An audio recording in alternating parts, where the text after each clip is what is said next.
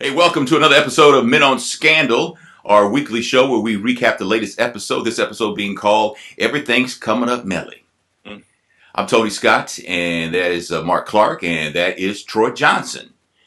And where do we start, man? Fitz, I've come to this conclusion. I may have mentioned this before, but Fitz is clearly Olivia Pope's crack. Yes. I mean, keep saying this. It's true. The phone rings, and she gets this look on her face like, if I don't answer the phone, the world is going to end. Yeah. When you walk out of your house, like, I see the phone ringing, but I'm leaving. She ran back in there like, oh, let me get this phone. Yeah. Well, she dug it out the garbage can. What was it, a couple weeks ago? Like it was a drug. I mean, I feel bad for her because nobody should have it that bad for somebody unless you're married to them. I mean, clearly she's not married to him. Not yet. Clearly she's not married because she wouldn't be acting that way. That's just wrong. That's just wrong.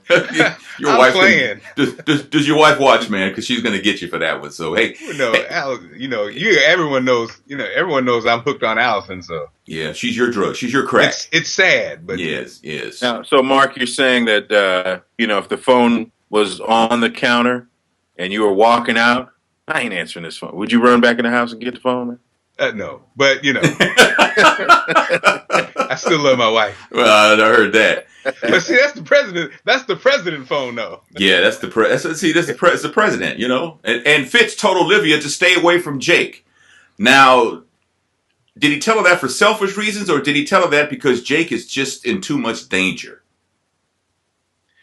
Danger, Will Robinson, danger. I think they're so schizophrenic that they can turn it on and off. And I think in this particular situation, Fitz was counseling her because he knows there's something going on. He knows there's something to be concerned about, and the fact that Olivia and Jake are canoodling, yes, didn't have anything to do with the advice that he was giving her this time. Right. So the connection has not been made yet by Fitz that Eli Pope is Rowan, as he knows him, is Olivia's father. He doesn't know that. I did not realize that until last night. Right, I didn't either. How could he not know that? He has all this access to intel. I mean, somebody's slipping in the State Department or something. I mean, how could he not know that Rowan is Olivia Pope's father? Well, Olivia said, there are a lot of things that you don't know about me. Well, yeah, I see. Yeah, I don't know who your damn daddy is. Right. And Tony, you're getting ready to say what you always say, the president of the free world. But man, there's levels to this, son. There's levels to this. That's why I quit saying that, because clearly he may be the president of the free world, but clearly he's not the leader of the free world. Right. And there's a huge difference. It's becoming more and more evident that B613 is where it's at. But you know what? Let me interrupt. Let me do a fashion interruption here. But you know who's the leader of the fashion? Who? Olivia Pope and that damn coat. Yeah. See that coat with the white lapels and the white cuffs? Everybody's talking about the coat. Now, here's a problem with the Olivia Pope style for people who are watching. That damn coat costs a house or a car. So the women are saving to get it. Yeah. But you can only wear it like twice a year. Yeah, that's true. So for all the ladies who are thinking about getting it, don't do it, girl, because it's too recognizable. It's like, did she wear that damn coat again? You got. So let me appreciate the coat, but don't try to get it, girls. Let me say something too about the coat. I say don't get it because I don't think it worked. No. I'm kind of with you, Troy. That coat was bad, man. That coat. I feel you though. Tony, when she came out of the room, I thought she was wearing a bathrobe. I did think that too at first. When I heard the heels clicking, I was like, "Oh, that's a coat." But that coat kind of pisses all over the Kardashian line at Sears, doesn't it? I mean, it just kind of, that's a bad coat though. But I think Mark, you're right, and Troy, you're right too. It did look like a house coat. Can you put any more clothes? You joined the Navy. Can you put any more clothes on her? No. She wears pants every week. She's always got a coat on. She wears gloves. But that's all the women talk about. The female gladiators always talk about her wardrobe, man. She's bad, man. Okay. She's bad. She's bad. She could probably have 2 more people on her staff if she just would shop at a mall and not get her clothes custom made. What they call it, couture. She's doing couture, man. Yeah. So Olivia Pope Associates' newest client is Mama Pope. She's made that clear. She put her picture up, and she's made it clear, which kind of surprised some of the staff members because they thought that Mama Pope went down on the plane. But then they did some investigating. 330 people on the plane, but only 329 people on the manifest.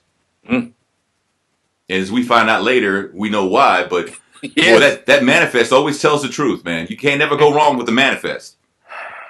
Ooh, some twists and turns this week. Oh, man.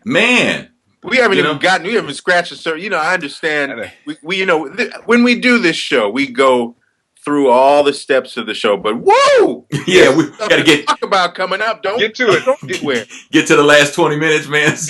Man. Well, here we go. Military service, Fitz says in the flashback, is off limits as far as him running for governor of California. He didn't want to run on his military service, and I wondered why. He served his country proudly and all that, but now we know why. It's because he was given the order. He was given the order to shoot that plane down. And Mellie was shocked by that. But I will say this, man. You guys in the D.C. area got RG3. Well, I'm talking about FG2. Fitz's father, FG2. Boy, that dude right there is a bully. Oh, he's a horrible man. Now the thing is, Troy, I thought about you always accusing me of being the conspiracy guy. Yes. But let me tell you something. Our girl is a conspiracy girl who writes this. Oh, Shonda? Because, yes, it's like, this is like, wow. Like, and the thing that I think is compelling is it's not really unbelievable. I mean, the fact that before Daddy did what he did, his point of view saying, look, son, my son doesn't need to go in the service, blah, blah, blah, blah, blah, blah, blah. I think it was really insight into how the whole thing does work, though, Yeah. He basically saying, I can get you here, but the son had the, I set this up for you.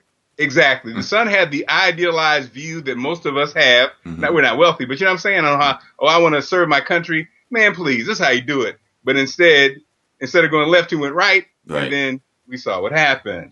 But he did that because, he wasn't feeling his dad long before any of this happened. Well, it's because he knew his dad cheated on his mom. Yeah. He knew what happened, and that's every son's going to hate his father for that. Well, when your dad says, I own you and I made you, plus, I was screwing around on your mom. But I still own you. Yeah. Well, my dad said the opposite. I don't own you. I don't know you.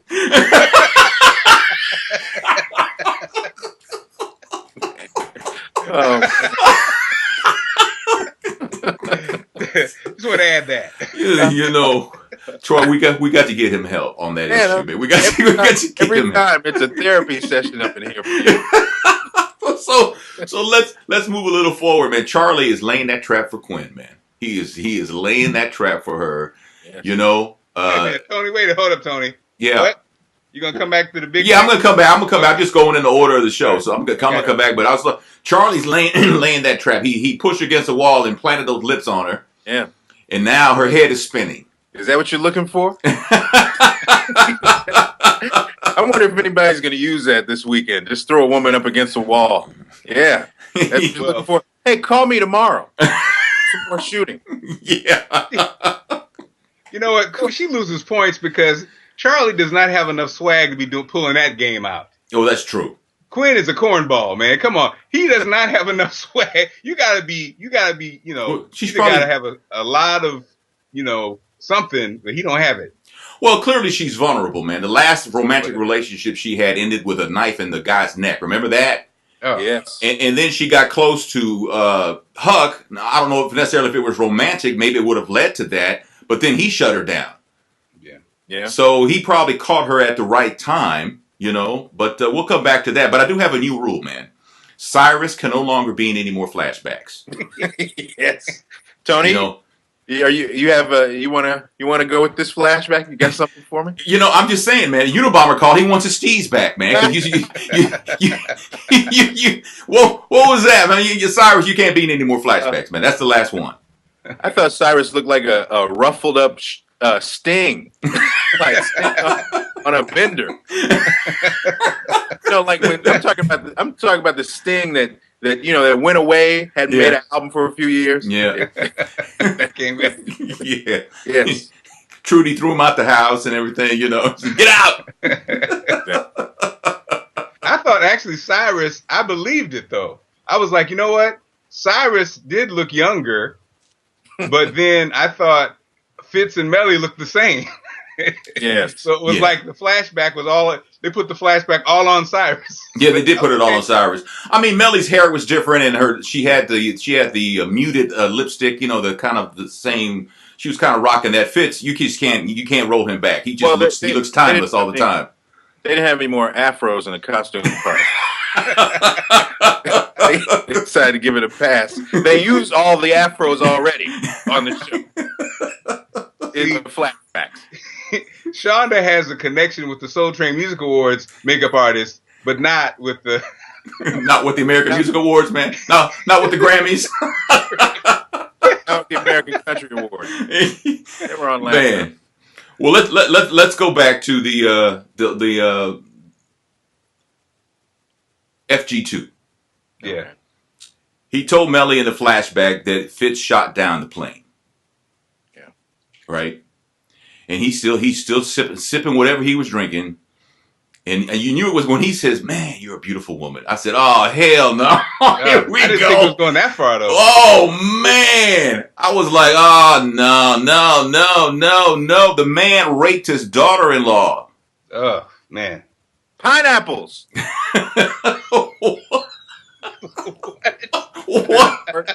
What? That doesn't work? What? Oh, no. Wasn't that the safe word? Oh, was it a safe word? Man. I thought I would try it. Oh, well, man, man. Go ahead, Mark. No, I thought, wow, rape pretty much kills all the jokes. But, man, because rape's not funny. But why didn't she? She fought back and then she just stopped. She stopped fighting back. And I know she didn't stop because she liked it. Obviously, she didn't do that. But why did she stop? Okay, Tony. See, why would you have to say that, Troy? Did she stop, do you think? She was fighting him off, and then she just kind of laid there with this look on her face like, I can't believe this is happening. I think she was in shock. Yeah. She was in shock. She certainly didn't know that was going to happen. And yeah, you can't imagine that happening. Yeah. Like, what?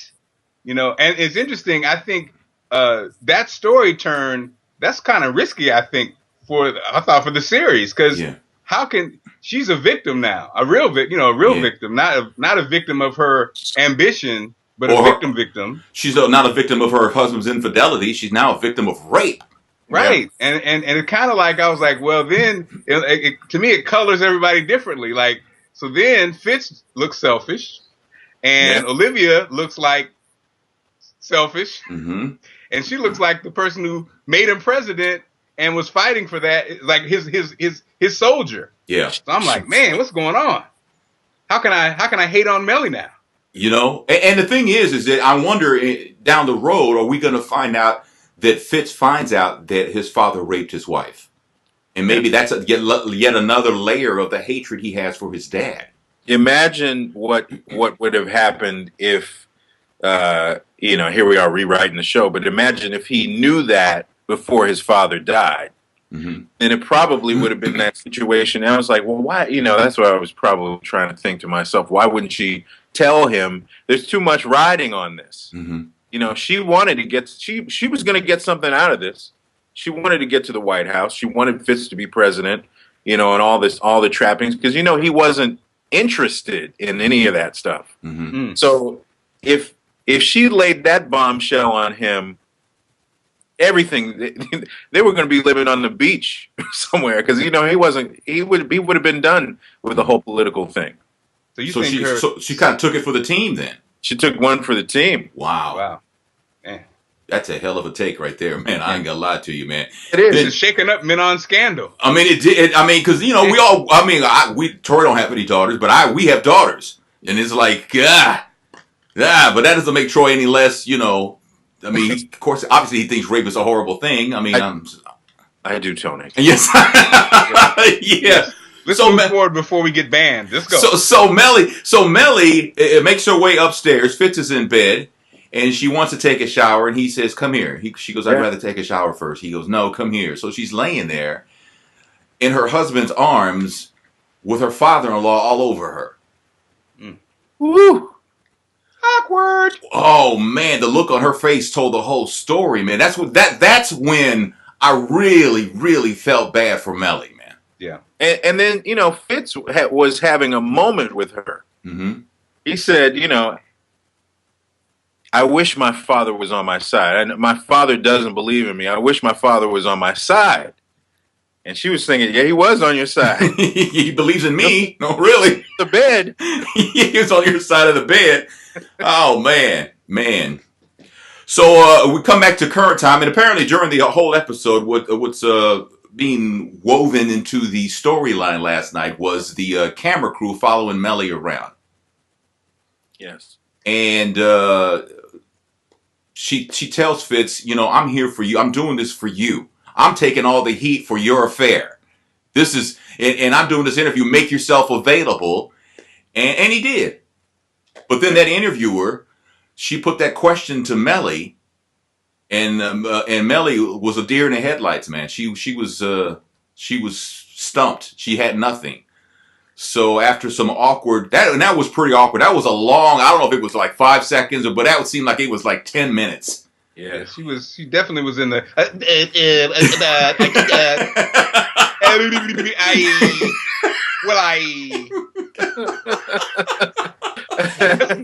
that's never good with you. But then Fitz shut down the interviewer and took it over. And then the interviewer tried to say, all due respect, Mr. President, the question was for her. Mm-hmm. You don't say that to the president. Right, come on. You don't say, man, I'll have you audited by the end of the day. What are you talking about? You don't say that to the president. But he shut her down. Yes. And he got Mellie out of there. And, you can really tell that even though everything that he's done to Mellie still loves that man. Well, she said it in the Oval Office. She said, you don't have to love me, but you can be my friend. Right. We're in she said, we're in this hell together. Right. And, I think, in light of all the things that we learned in the flashback, it's like, wow, I think it's kind of like that interviewer discounting what she brings to the table in this whole situation. Clearly, she has been, like Mark said earlier, she is the soldier. Yeah. Fitz. And it does make you kind of wonder, okay, what is going on? How did everything veer off to the point that, he's completely in love with another woman, mm-hmm. Just completely given up on would give up his presidency, would give up all this stuff to be with somebody else when this chick is obviously. She's ride or die, man. She's ride or die. She'd do anything. Anything. She even went, she went back and asked her husband's side piece, come back on the team. Yes. Whew. I was like, man, I feel bad for her. But let's it is about Mellie. Damn. Yeah, everything's coming up Mellie, man. Mellie is clearly, like Mark said, she clearly is a victim in so many ways. Yeah. But man. So let's go back to Quinn. Because Quinn, Charlie talked her into doing something. And he told her, take this. This is going to put the security guard to sleep. Then you can have access and get up to that floor you need to get whatever she was going to get. And but it wasn't something. It was something that she killed that security guard. Yeah, he took a dirt nap after that one. Oh man! She thought she was going to knock him out, and then she saw blood and whatever that white stuff was coming out of his mouth, and it was just God, look, wow! And then Charlie says, "You're welcome to B613." Let's go back for a second, though, in that moment where I hope people don't get in this situation, but that desperate moment, like, uh-oh, I just killed a man. Yeah. And so, ladies, if you're out killing, make sure you don't wear heels, because like, hey, I got the wrong shoes on. Pro tip.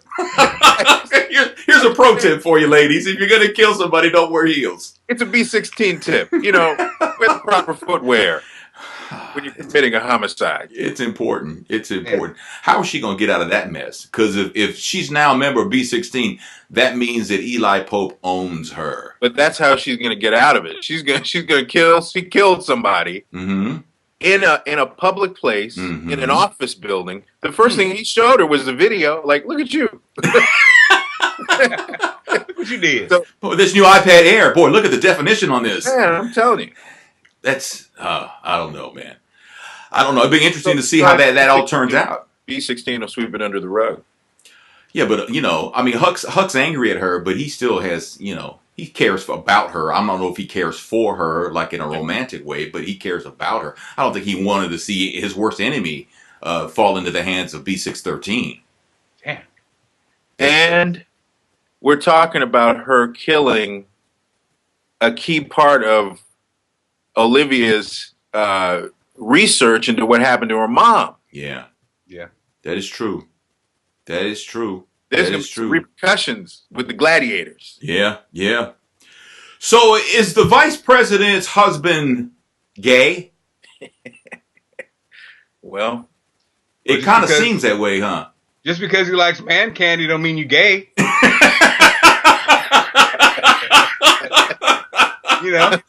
Little nice conversation. Yeah. Pat on the back. Yeah. Hey.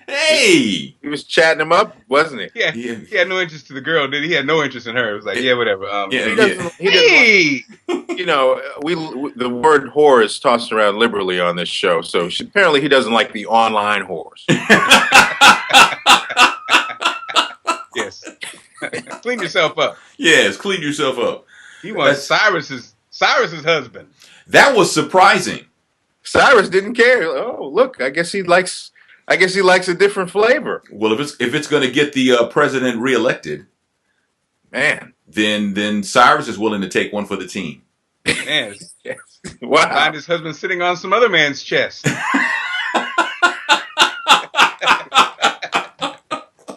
Man, that is something else. Now let's get to Mama Pope. Mama Pope has been confined, been locked up. Whew.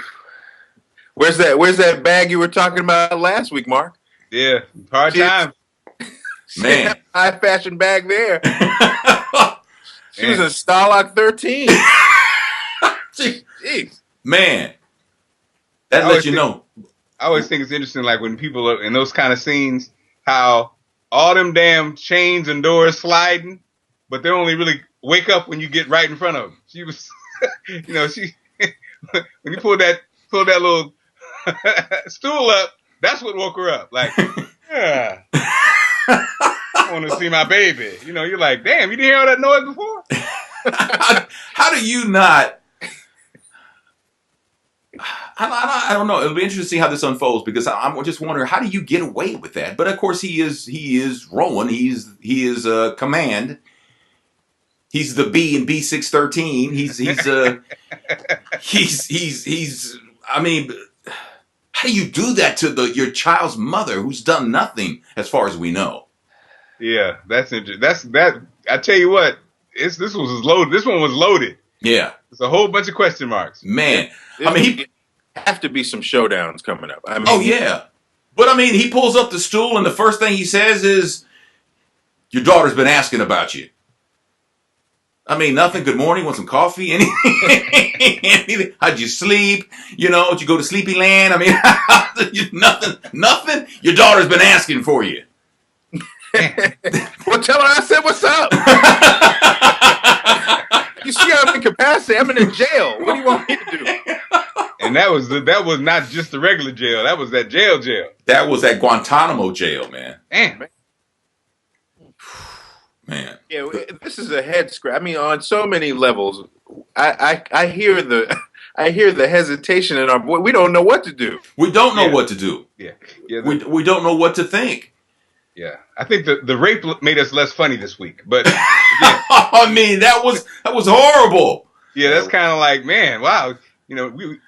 I think it's kind of, but I think that's what makes this series so popular, because every week you don't know what you're going to get. Sometimes it's fun, sometimes it's a fashion bonanza. Yeah, and this week it was kind of heavy. It's kind of heavy. It was heavy. So the last question is this: Is Fitz's father? Is Fitz's son his brother? Mm. Did Fitz's father the oldest child that Mellie and Fitz have?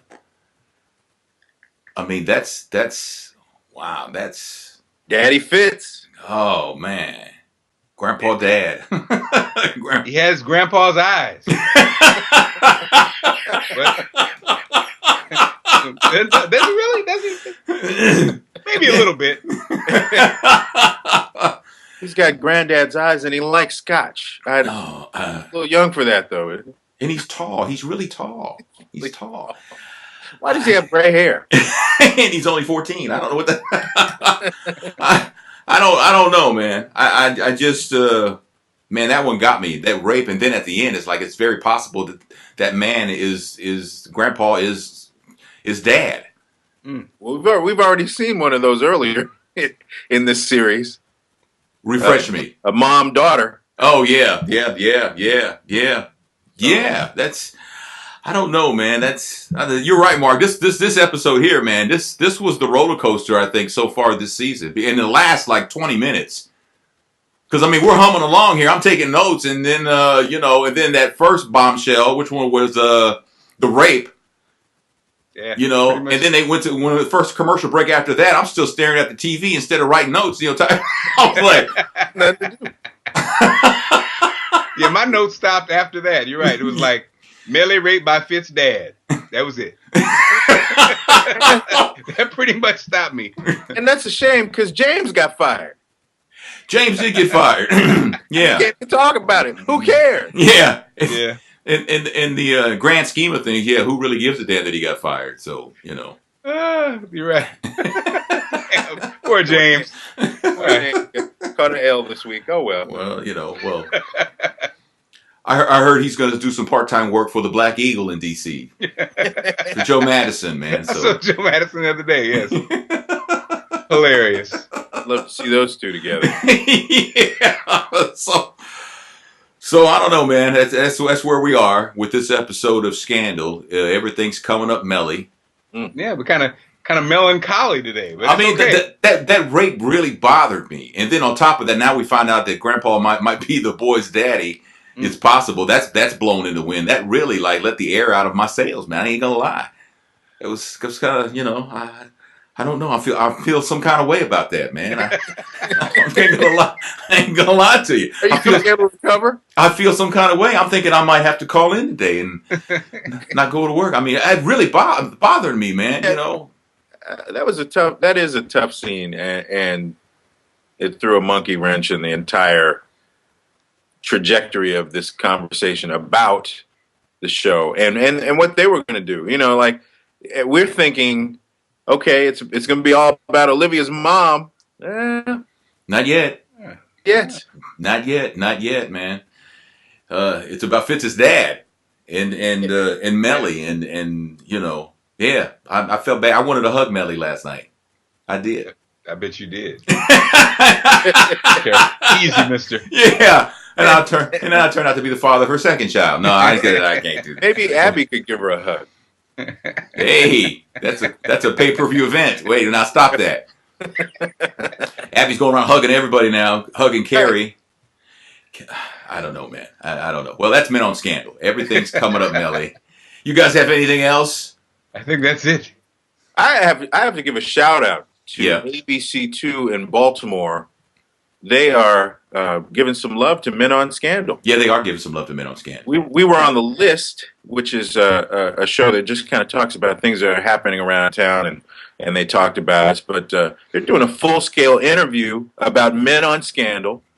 So shout out to reporter Katrina Bush, who's shooting in behind the scenes right now, just kind of giving an idea of how we go through the process of doing this show. So thank you. Yes. ABC2 works for you. There you go. And shout out to the TV stations here in St. Louis because they won't return my phone calls. So thank you very much.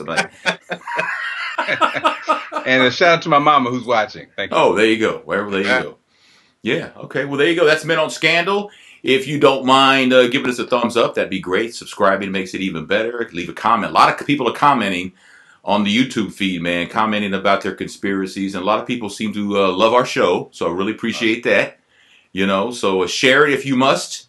And you must. You know, you must. Yeah, you must share. We appreciate you guys watching, and we will see you next week with another episode of Men on Scandal. I'm Tony Scott. That's Mark Clark, and that is Troy Johnson.